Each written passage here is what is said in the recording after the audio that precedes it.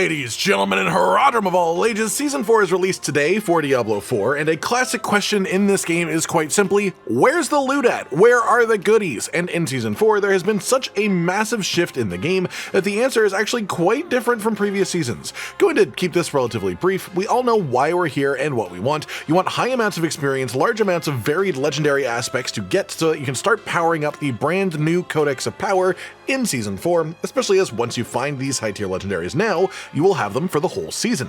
Tempering manuals as well, which are a new but very important item this season, and of course just any other useful tips for getting your season started off right. And you can definitely get it off to a pretty great start this time around. As you can see, I am now in World Tier 4, just sort of doing Helltides, and I am recording this just a bit around 4 hours after season launch, so things are very quick this time around when done right.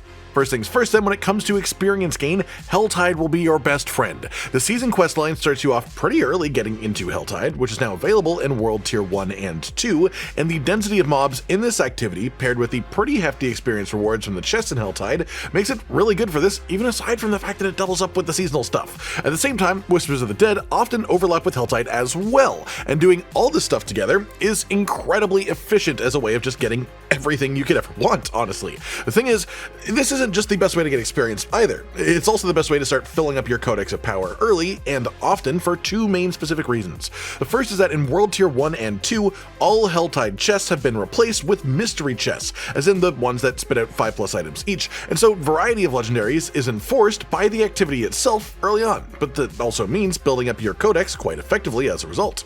The second reason is Obals, and one of the main features of Helltide are the active events that transpire with loads of enemies, and thus dropping lots of Infernal Cinders, which is always good for obvious reasons, but on top of that, the actual orange circle world events that happen during this will give you Murmuring Obals, of course. Obals have always been at least somewhat good in the game, they've been a good currency, and you've been able to target certain things with them, but now they are better than ever for a number of reasons really, but most of that does apply to late game. But we all know how Obals work. The amount that you generate increases exponentially the later in the game you get, and there is a cap, even if the cap of Obals has been raised this season. So your early Obals being spent early won't really hurt their later usage, it will just get you to the later game faster. And what it will do is get you even more gear and even more legendary aspects for your Codex of Power from doing the same activities, as again, you can just sort of collect Obals somewhat passively while you're already doing Helltide like you would be doing anyways. That said, if you are speed leveling, meaning entering World Tier 4, right around level 55 when Ancestrals become equipable, you want to have as many Murmuring Obals as possible at that point to spend, as now Ancestrals start being given from that currency even as low as level 55, so you can instantly just get a good smattering of gear to equip upon entering the new tier. Past this, just a couple more things to cover. Normally, leveling methods like this only really work until you reach Nightmare dungeons, which will take over as they just made those super strong for leveling ages ago, but this season, we are actually expecting Helltide to genuinely just be the best experience the whole way up, more or less, because if you are able to handle level 100 enemies before level 100, then you might actually want to try out the pit. The minimum tier difficulty of the pit activity is level 100 enemies, so once you can handle that, the pit actually is a very valid option. And the pit is probably the only activity in the game now with higher enemy density than Helltide has, and you can force the monster level of the pit to always be higher than you are, thanks to the tiers, which gives you the other XP bonuses too.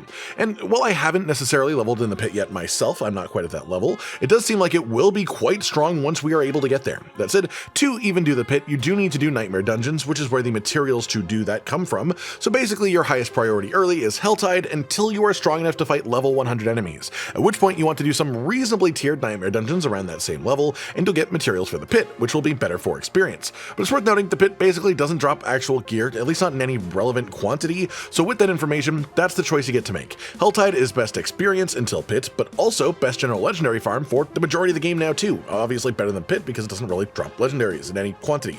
As for unique specifically, they also drop from the same sources as legendaries, of course, but for target farming, you just want to use the same ladder bosses that they've had for the last season as soon as they are completable for you.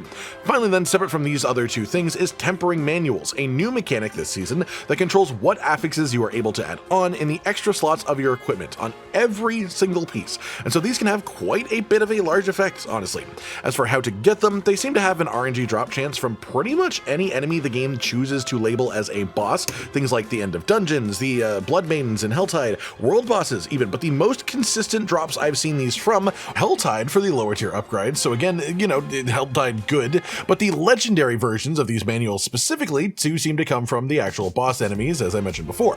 Things like Blood Maidens in Helltide are an example, world bosses or ladder bosses like the ones that you can target farm for uniques. Specifically Grigward actually has dropped more of these for me than most individual sources, so it could just be a little bit feely crafty, but that is what's happened for me so far, so that's my reporting on it. Aside from that, there's also the new Call of the Wolves activity, of course, with the Iron Wolves reputation system and the season journey, which, hey, do actually give you not only a number of pretty solid legendary aspects for each class, but also some really decent tempering manuals for free and for minimal effort. Not to mention, they give you uniques for free, essentially rewarding you for interacting with Helltide, which, again, we would just want to be doing regardless anyways. So, to put it simply, do the season questline and do Helltide. Then follow the slight detours in the questline, but then go right back to Helltide. It's just so unbelievably dense and rewarding right now, it's just sort of impossible to say no to, honestly. And that just about does it for today then, everyone. Just a nice roundup of the best ways to acquire the most things for the early stages of gameplay in Season 4. As the game is honestly significantly changed and different from how it was before this. I hope you've enjoyed this, and hopefully it helps you get just a little bit more out of your time in the game this season. Like if you liked the video, subscribe to the notification bell for more, and most importantly, ladies and gentlemen, until next time, stay sweet.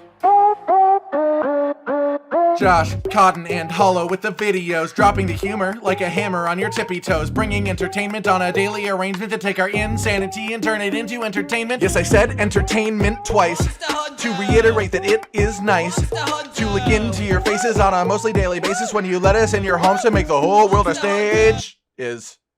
Goodbye.